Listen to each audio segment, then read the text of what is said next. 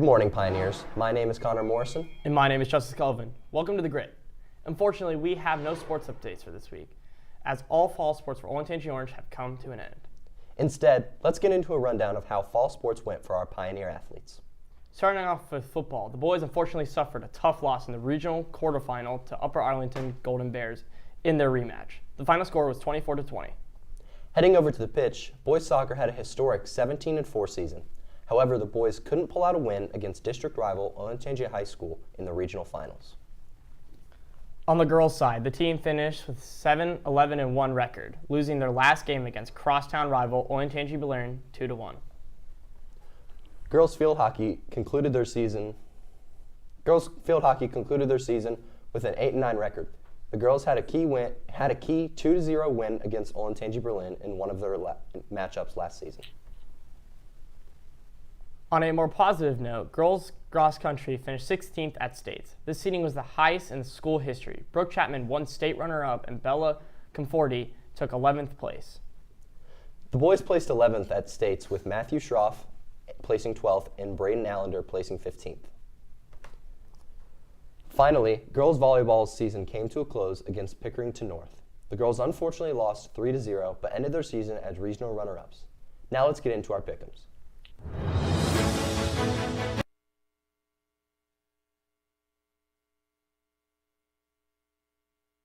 Obviously, we don't really have any high school games to go over at this time. Let's just go over the biggest game in college football this week. We have number 6 Tennessee heading to number 11 Georgia. What do you think? How do you think this game's going to go? So this one's an interesting one. Georgia's coming off of a terrible loss against Ole Miss 28-10, where they were completely shut down offensively. Carson Beck right now is one of the most underwhelming quarterbacks that I have ever seen in my entire life. He's thrown I think it's 9 interceptions in the past 3 games, something insane like that. I'm waiting for him to get benched. I don't know what Kirby Smart's doing with him, but I do think Georgia's going to get the win here. I think it's going to be I don't think it's going to be a tight game actually. I really think Georgia's going to bounce back here after a bad loss. I think Tennessee is just not a good team. I think they got lucky in their Alabama game. Their defense is good, but their offense, Nico Ilimaliov, their quarterback, he's just, he hasn't really impressed me that much this season. The beginning of the season, he started off well. They have a good running back in Dylan Sampson, but I don't think Tennessee's going to get the job done. My score prediction is going to be 30. I'm going to go 31 to I'll call it 17, and yeah. Yeah, I just really don't see Georgia losing 2 ranked games in a row. And when you think about how dominant Georgia was the past 2 or 3 college football seasons, it's so hard to write them off against a ranked opponent, even though they suffered a loss to a less ranked team than who they're playing this week. I just think that, like I said, I don't expect Georgia to lose two ranked games in a row, and this game's at home for Georgia. I think Kirby Smart is a great coach. I don't know about Carson Beck getting benched. I don't know if that's really the option. I get he's had a lot of turnover issues, but I think that he's not at the level of, I don't even know who Georgia's backup is. You know what I mean? So he's a freshman. He's a freshman. So, it's Carson Beck who's played, what is he, a junior, senior? Senior. So he's senior. He's played this season. He played last season. I think he's still a good quarterback. He's had the turnover issues, but it's just been in the last 3 games, and it's kind of been where Georgia's just been falling apart a little bit. Georgia looked very dominant at the start of the season up until that Alabama loss, and then they came back, had a few good couple games, and then obviously they have a couple more losses there. They've struggled against unranked opponents, but for some reason, ranked opponents, they just play their best ball. So I think that outside of the Ole Miss win, obviously, I think Georgia takes this one. And I don't think it'll be really close, honestly. I think, Tennessee, they've beat Alabama, which Alabama beat Georgia, but I think Tennessee really doesn't look that good as an overall team. So I'll take Georgia probably with, 30-plus points for Georgia and maybe 20, 21, 24 or something like that for Tennessee. So we're on the same prediction there. Yeah. So, that's really the only big college football game that, anybody's really going to be paying attention to. But on the NFL side, we got 2 really big games. We have the biggest rivalry in the NFL on the Pittsburgh Steelers and the Baltimore Ravens. It's going to be in Pittsburgh. Lamar Jackson's having an MVP season. He's having, probably his best season of his career right now. 24 touchdowns, 2 interceptions, second in passing yards, first in QBR. Insane. But he's going against probably the team that he plays the absolute worst against, the Pittsburgh Steelers. It's just something about the Steelers. They really make you play down to their level, and they play scrummy, muddy football, and it's hard to beat them, especially in Pittsburgh. So I do think the Pittsburgh Steelers are going to win this one, even as a Ravens fan. I'm going in with the assumption that they're probably going to win this one. I think the Ravens will win the one in Baltimore later in the season. But I think Pittsburgh wins this one. I think it's going to be a really just dirty game. I think it's going to be a 26-23 win for the Steelers. Yeah, I think that this one's really tough for me to decide because I could see this game really going either way. But when you look at the Steelers once Russell Wilson started playing, he's really unlocked this offense to a level that I unfortunately don't think Justin Fields could have. He has played very well, been very good with the football. He's had a few interceptions, but nothing crazy, nothing to really go insane about. And they just won against a team that for a little while looked unbeatable, the Washington Commanders. They lost last night, obviously, to the Eagles, but the Washington Commanders are definitely a very good football team in the NFL. Probably top half for sure, maybe top 10. That's an argument to be made. But the Ravens also look very good. One of the best, if not the best, rushing team in the NFL with Lamar Jackson, Derrick Henry, Justice Hill, who's a pretty underrated guy. And then their wide receiver situation, I think that's really what it'll come down to, the wide receiver play. They added Deontay Johnson, who had, 8 snaps in the last game? Something very, very low number.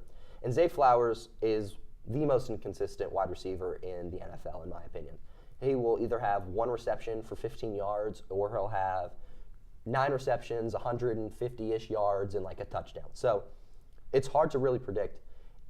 I think if the Ravens wide receivers play well, they can do well against this Pittsburgh defense, which is a good defense in this league this season. But Pittsburgh, like you said, they make you play their way. Mike Tomlin's a great coach.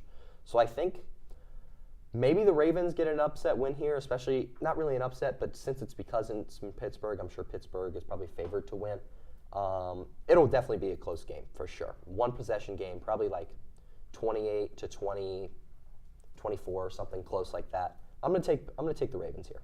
All right, so we split on that one, and the next big game is the Chiefs and Bills, and I hate to say it, but I think the Chiefs are gonna go get this win. We all know my absolute hatred in my heart for the Chiefs. We do. It is the most deplorable, awful team I've ever watched. I cannot watch a Chiefs game without wanting to just never watch football again. It is just they're so bad, but they're good. They know how to win the game, but they have to make every game close. They've won every game by 1 possession. They get calls that I saw a graphic yesterday that said, if every 1 possession game, if the outcome was flipped, I think the Chiefs would be 2-5 or something like that. So it really just attests to how close all of their games have been, and they somehow just get the win in all of them. So.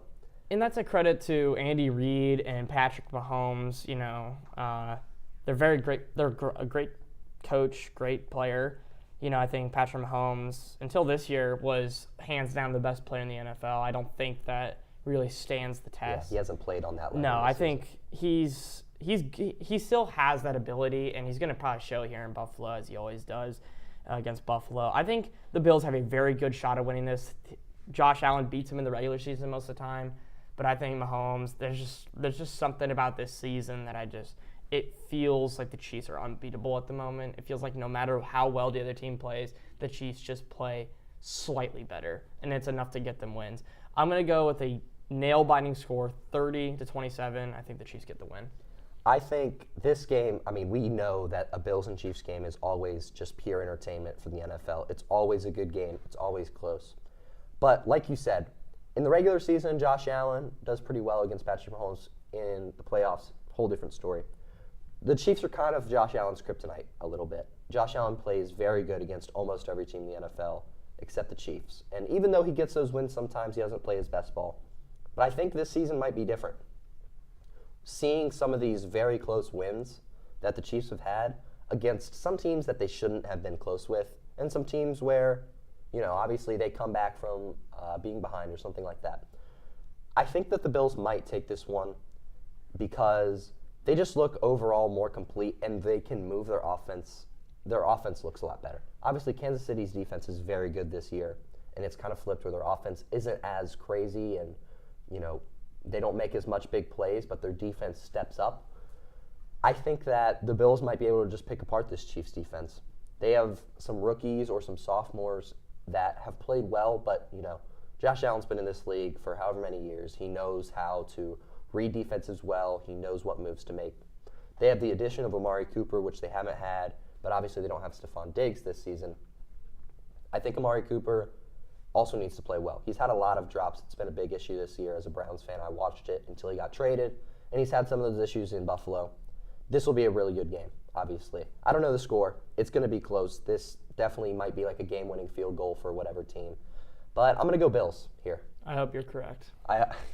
Me too. It'll be a good one for sure. For all of our sakes. That's all for our show this week. Make sure to support your Nears in action this week. I'm Connor Morrison. And I'm Justin Colvin. See you next Friday on The Grit and Roll Nears.